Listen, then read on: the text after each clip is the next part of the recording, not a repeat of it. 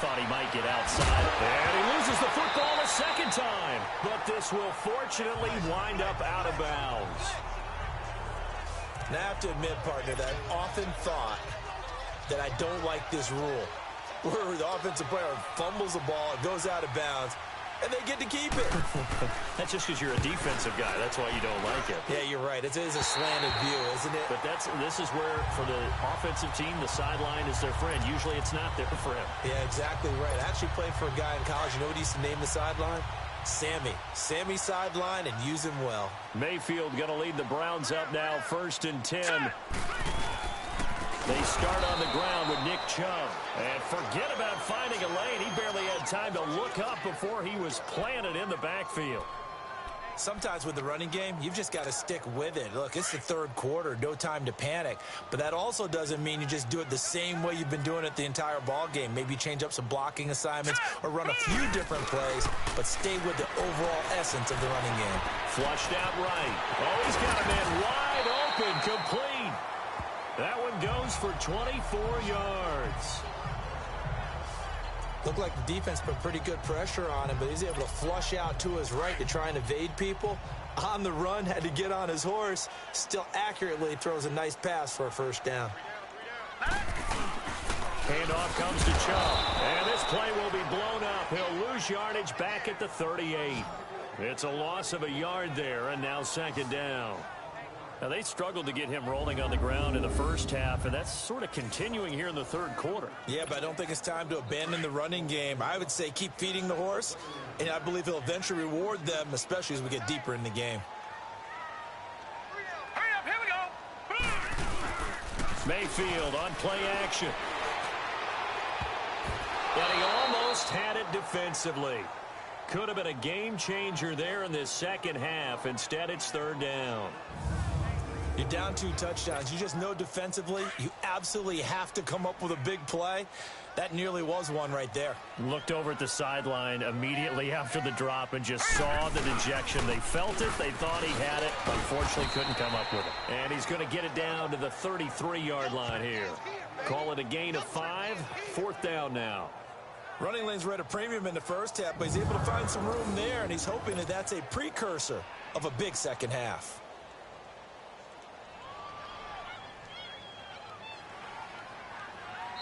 Now on 4th down, we've got a whistle here and a timeout. It's just their first, so 2 remaining as they burn one here in this third quarter.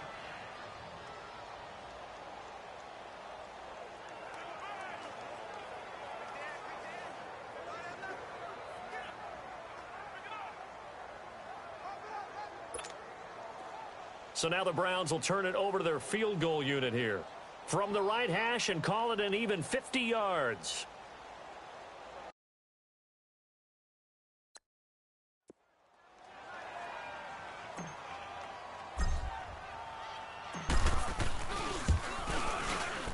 And this will split the uprights. It's right down the middle.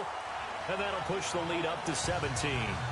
So put another 3 on the board. All things considered, a good opening drive to begin the third quarter. And as a defense, the way that this game is going, you're excited to see those points go on the board. Gives them a little bit of leeway to play with when they're out on the field. But they're real excited to see their offense score. Now they get to go out there and do their part.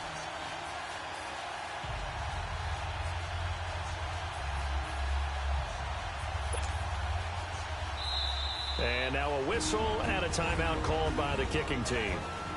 And that's going to leave them with just 1 timeout remaining still in the third quarter. We'll see if that comes back to haunt them. We'll be back.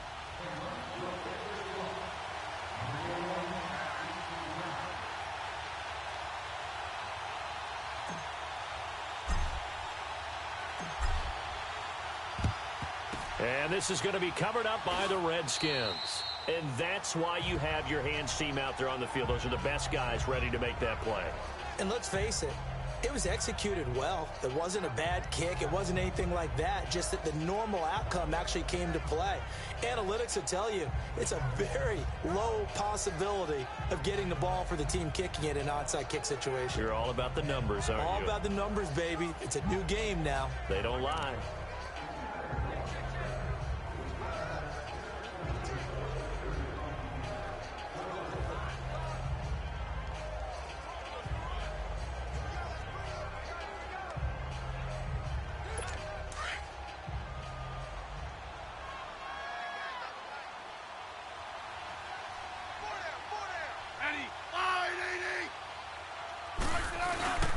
They try to fire up the run game with Adrian Peterson. And he is going to be stopped cold behind the line of scrimmage. That's going to go as a loss of a yard, and it'll be second down. Perfectly designed blitz right there. They took that one from the grease board to the field because they were able to free up their linebacker to get into the backfield and spill the play.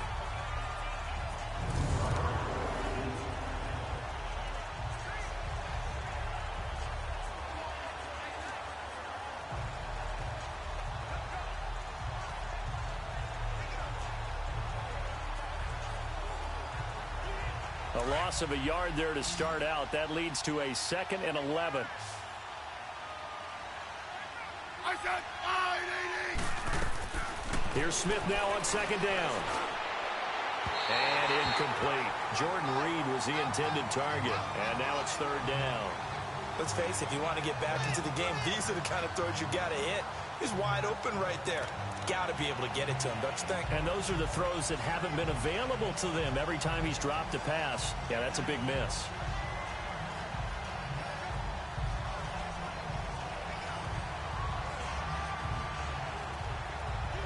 This offense in desperate need of a conversion as they come up on third down. Now we've got whistles here before the snap. Was this on the Redskins? I think so. False start, offense. Oh, jumping early from his tight end spot. Maybe trying to get a jump start on that route. Yeah, I think you're exactly right about that. And oftentimes when you see that, that means the play call was supposed to come in his direction, and he was eager to go catch a pass. Back to throw, Smith. And that's incomplete. Not only was the call spot on, how about the execution of that defense right there? The zone was absolutely locked up tight. He was trying to force it in there on third down. But if there's a time to force it, he felt like he needed to make a play, right? Yeah, exactly right. Third down, you got to try and find something. There's nothing available there for him.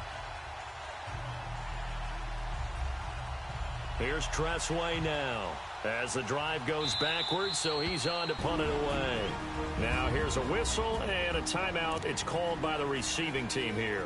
So, boy, that's already the third they burned here. They are out of timeouts now before we've even hit the fourth quarter. Here's Tressway now as he'll punt it away for the second time. And problems spreading to the punt team now. This one goes all the way into the end zone on the fly, so that'll come back to the 20.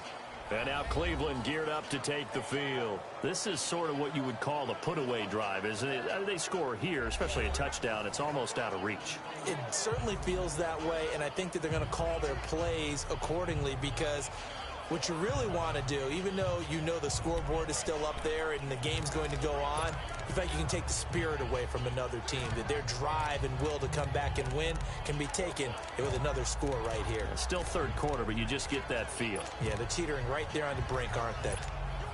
Mayfield going to lead the Browns up now, 1st and 10. All right, here we go. 3-19. They go play action here on first down. Steps away. Looking left side, and he's got a man. That's Higgins. And he's got it past the 30 before he's hit and dropped. Right off the bat, it's a first down to start the drive, 12 yards. On any given pass play, you never know exactly where your exit points are going to be. On this play, he was flushed to his left, still on the run, able to accurately throw the football for a nice first down.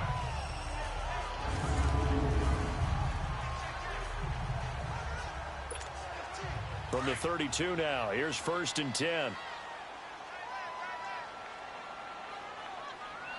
All right, here we go. The first down carry here for Johnson. And he'll get this only up to about the 35. Give him 3 on first down. It'll set up a 2nd and 7. Right there, 54, Mike. Play action now. Here's Mayfield. Eluding the pressure right. On the run, he'll let this go deep. And this is caught at the 20. And all the way in. Touchdown, Cleveland. Antonio Callaway, 65 yards. And the Browns add 6 to their lead. And remember, partner, that's a rookie quarterback back there. Apparently, he's getting the hang of this NFL thing pretty quickly. Had 3 touchdown passes You're right. He looks comfortable. What are they doing? Anything in particular? Well, they keep talking about making sure they're giving him plays that fit his talents and also maybe shrinking the playbook a little bit. They did tell us that. Bottom line, he's really good.